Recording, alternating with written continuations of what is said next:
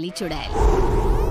एक बार की बात है, जादूपुर नाम के गांव में करतब दिखाती एक औरत एक रेड्डी के लिए गांव में आती है। आइए आइए मेहरबान कदरदान, खाइए रोहड़ा के ताजे ताजे केले। कभी खाए नहीं होंगे ऐसे केले, पीले पीले केले खाइए। ये कहकर रोहड़ा हाथों में 4 केले लिए उन्हें सर्कल में जोर जोर से हवा में उछालती हुई करतब दिखाती है, जिसे देखकर आसपास के सारे बच्चे अपने अपने मम्मी पापा से उस औरत के पास जाने की जिद करने लग जाते हैं। पापा, ऐसा तो सर्कस में बॉल से होता है ना, ये आंटी तो केले से कर रही है। चलिए ना पापा, देखते हैं। रोहड़ा एक पतली सी तार पर चलती हुई केलों से करतब दिखाती है। आते जाते सभी लोग बाहर रुककर उसके करतब देखते हैं और वाह वाही करते नहीं थकते। जैसे ही एक आदमी पास आकर उसे पैसे देने लग जाता है, तब वो कहती है, अरे नहीं नहीं साहब, मैं करतब तो बच्चों के मन को बहलाने के लिए करती हूँ। धंधा तो मेरा केले का है।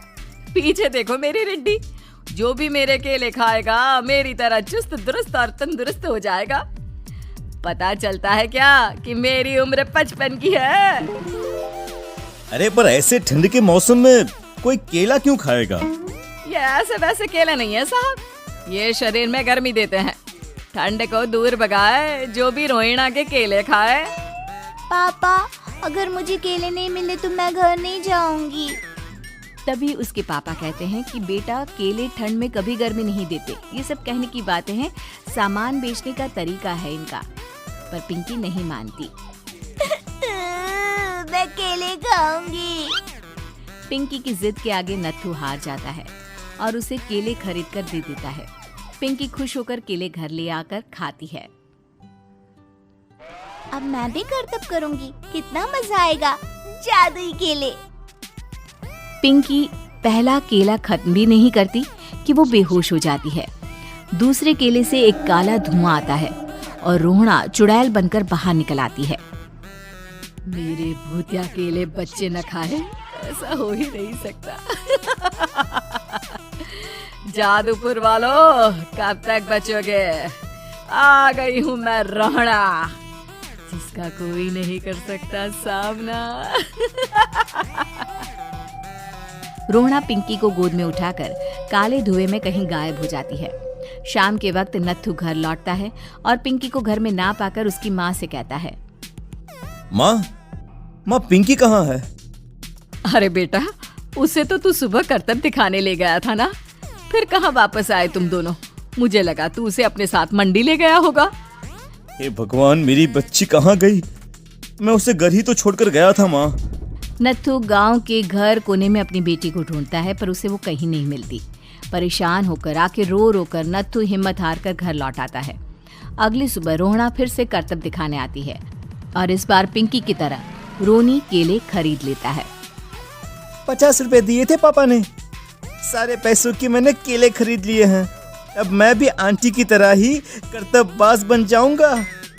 यही सोचते हुए रोनी केले खाता है और पहला अकेला केला आधा खत्म भी नहीं करता कि चुड़ैल उसके सामने आ जाती है। मेरे साथ चलने का समय आ गया है रोनी। ये तो बस शुरुआत है।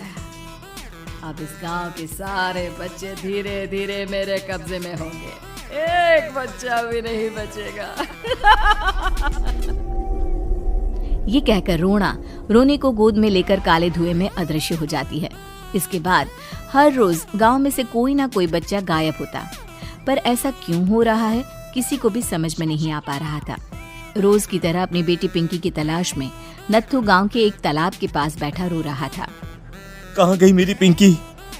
शकुंतला के जाने के बाद एक वही तो मेरा सहारा थी। अरे उसकी आत्मा कोस रही होगी मुझे कि मैं अपनी बच्ची को संभाल भी नहीं पाया। नत्थू ये कहता हुआ रो ही रहा था कि तभी तालाब में से उसे शकुंतला की आवाज सुनाई देती है। कहाँ थी तुम शकुंतला? हमारी बच्ची और सारे गायब हुए बच्चे रोहड़ा के कब्जे में हैं। वो बच्चों को जो केले देती है उससे बच्चे बेहोश हो जाते हैं और उसके कब्जे में आ जाते हैं और वो उन्हें ले जाकर काली दुनिया में ले जाती है। पर वो ऐसा क्यों कर रही है? ये मैं नहीं जानती, पर उस दुनिया का रास्ता मैं आपको बता सकती हूँ।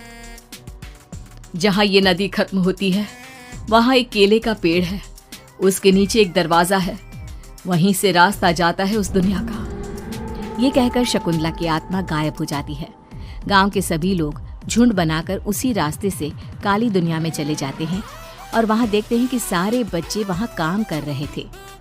पापा मुझे ले चलो यहाँ से। पापा पापा।